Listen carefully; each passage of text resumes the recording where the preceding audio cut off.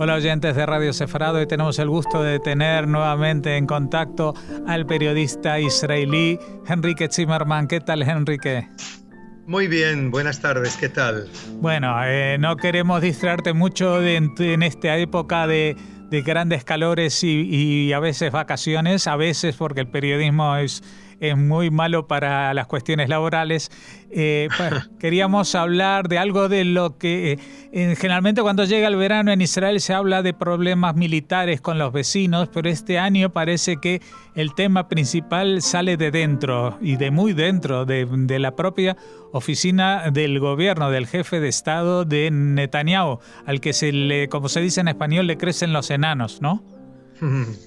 Sí, así es. Benjamin Netanyahu vive en este momento una crisis que yo creo que probablemente es una de las más grandes y de las que él más temía, de hecho, hasta este momento, por el motivo de que hay varias investigaciones paralelas sobre posible corrupción por parte del primer ministro, una situación que recuerda la situación anterior que ya vivimos hace una década con Ehud Olmert, el anterior primer ministro, que terminó por ir a la cárcel durante un año y medio.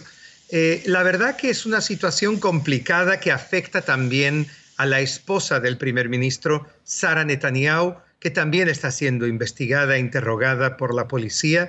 Y bueno, la gran pregunta, la pregunta que todos se hacen, todos los analistas, comentaristas, incluso yo diría en el mapa político israelí y por otra parte dentro de la propia residencia oficial del primer ministro en la calle Balfour en Jerusalén, la gran pregunta es cómo va a acabar todo esto.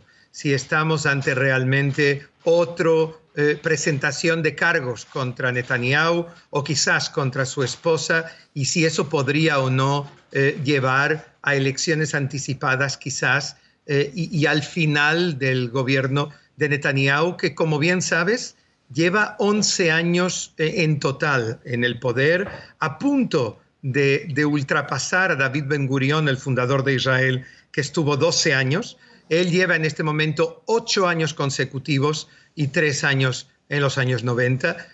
Vamos a ver cómo va a terminar, pero desde luego hay muchísimos interrogantes y muchas dudas. Esto afecta a todo el mapa político y el ambiente político en Israel. Claro, porque más allá de lo que se pueda demostrar o no se pueda demostrar, la sola hipótesis de que Netanyahu no pueda estar montando un gobierno presenta un panorama bastante caótico en Israel, porque en este momento no hay un liderazgo claro, ni siquiera dentro del Likud, ni siquiera en la derecha, por no decir tampoco en la izquierda, que acaban de tener elecciones primarias con Gabay, que es también un candidato demasiado nuevo, ¿no? Tú sabes que aquí se dice en hebreo que los cementerios están llenos de gente irreemplazable.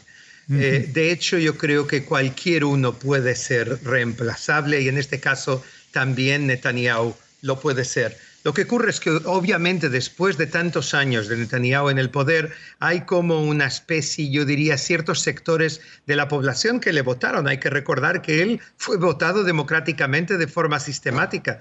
Ahora, ¿qué puede llegar a ocurrir si se descubren hechos, ya que diría incluso no solamente de corrupción, sino hechos que puedan ser considerados por parte de la opinión pública como no morales, no éticos dentro de la política? ¿Cómo puede esto repercutir? Obviamente hay gente dentro del Likud que intentará reemplazar a Netanyahu. En este caso, obviamente tenemos a Gideon Sa'ar, que podría volver a la política israelí.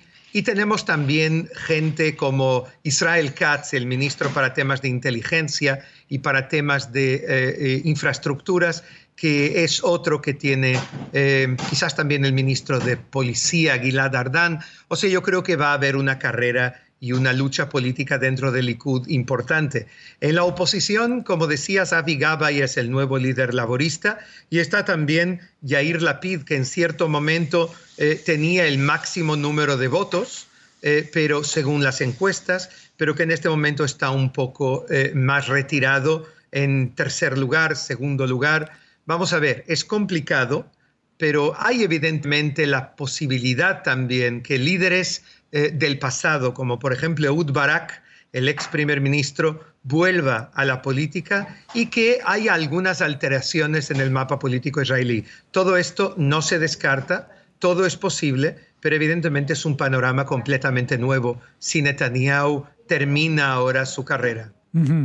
Pero realmente es muy difícil imaginarse también que esta vez, después de tantas denuncias, de tantos rumores, e investigaciones en marcha, esta vez sí lleguen a concretarse, pero como se dice en Pesaj, hay una diferencia esta noche. Ahora tienen un testigo protegido que era el jefe de gabinete, ¿no?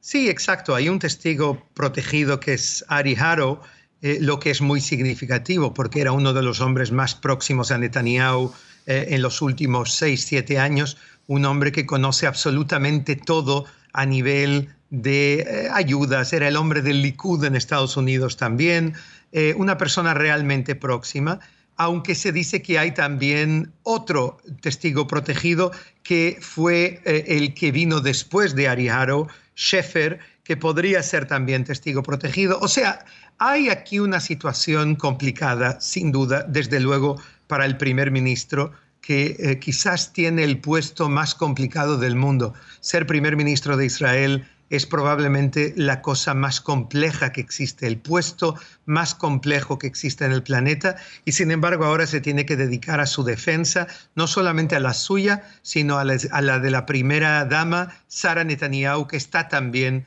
siendo investigada por posibles casos de corrupción, utilización de fondos de la residencia de Balfour para la residencia personal de la familia en Cesarea. Así que yo creo que es una situación muy, muy complicada. Es verdad que Bernard Shaw decía ya hace 100 años o más que políticos y pañales deben ser reemplazados con cierta frecuencia por los mismos motivos. Y yo creo que estamos ante una situación similar. Yo creo que son muchos años en el poder. Más de un político israelí promete que si es elegido, entre ellos Gabay y Lapid, van a limitarlo, como ocurre en algunos países, a 2 legislaturas, la presidencia del gobierno, algo que me parece muy lógico, pero desde luego, como tú muy bien decías, es un momento de vacío político y de cierto caos en el mapa político israelí. También llama la atención para la gente que no conocen al dedillo la realidad israelí, la variedad de acusaciones, en este caso para el primer ministro Netanyahu, porque por una parte se habla de regalos de puros y de champán, que es algo así muy, muy de estar por casa, y por otro lado de unas comisiones de decenas de millones de dólares por el tema de los submarinos alemanes. Son temas como en los dos extremos y yo no sé cuál es la sociedad israelí los mira con más preocupación, ¿no? Es una situación y una evaluación muy complicada, entre otras cosas porque no disponemos de toda la información. Lo que tenemos son una información parcial. Pero yo quiero recordar a Yitzhak Rabin, que en su momento presentó su dimisión por una cuenta de dólares irrisoria que su esposa Lea tenía olvidada en Estados Unidos de la época en que él era embajador de Israel en Estados Unidos. Y por eso él presentó su dimisión. En este caso, realmente, como dices, está el llamado caso 1000, en el que se habla de una serie de regalos que podría haber recibido la pareja Netanyahu, desde puros hasta champáns o perfumes que han podido llegar de algunos judíos norteamericanos de otros lugares del mundo, amigos de la familia Netanyahu, que puede tener un valor de unas decenas de miles de euros. De eso estamos hablando realmente, lo que casi yo diría que es más un problema moral que un problema penal en este caso. Luego hay investigaciones como es la de los submarinos, en la que la policía aclara que Netanyahu no es considerado culpable y no se va a presentar cargos contra él por este motivo, aunque es cierto que se sospecha que un pariente y abogado de Netanyahu, David Shimron, haya recibido comisiones por esta venta de submarinos. Es un tema serio que hay que aclarar porque tiene que ver con la propia filosofía de defensa del Estado de Israel, y hubo allí una lucha interna importante entre el primer ministro y el ministro de Defensa, Moshe Ya'alon, que afirma que él se negó a la compra de estos 4 submarinos. Los submarinos son el arma más cara del Tzal, del ejército de Israel. Cada uno de ellos cuesta unos cientos de millones de euros, casi 1.000 millones de euros cada uno, cada unidad. Y en contra de la voluntad del ministro de Defensa, el primer ministro decidió aparentemente comprar 4 submarinos más, aparte de los 5 que ya tiene Israel.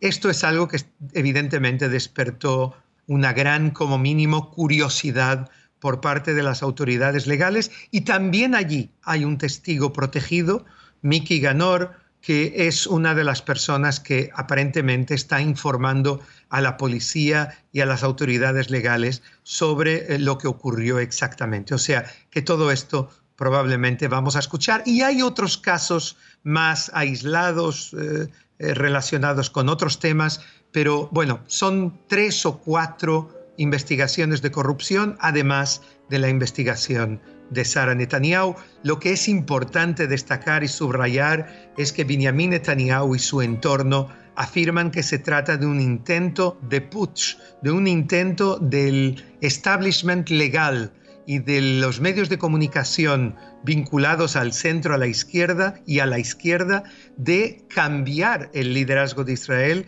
por medios legales o fuerza o presión de los medios de comunicación, terminando su carrera política sin ningún tipo de razón. Lo que dice Netanyahu es que no hay nada, no hubo nada, ni habrá nada, y esto evidentemente es algo que probablemente tardará unos meses en aclararse. Lo que sí te puedo decir es que en Israel los analistas políticos apuestan cada vez más en que las elecciones podrían ser anticipadas para el próximo año. Bueno, te agradecemos, Enrique, que nos hayas dado este análisis de una situación tan en tinieblas como entre nubes, que no se sabe muy bien qué es lo que va a pasar. Evidentemente tendremos que esperar a que la propia realidad se imponga y nos traiga las noticias día a día. Muchas gracias por habernos atendido y buen verano. Muchísimas gracias a ti y a todos los oyentes de Radio Sefarad.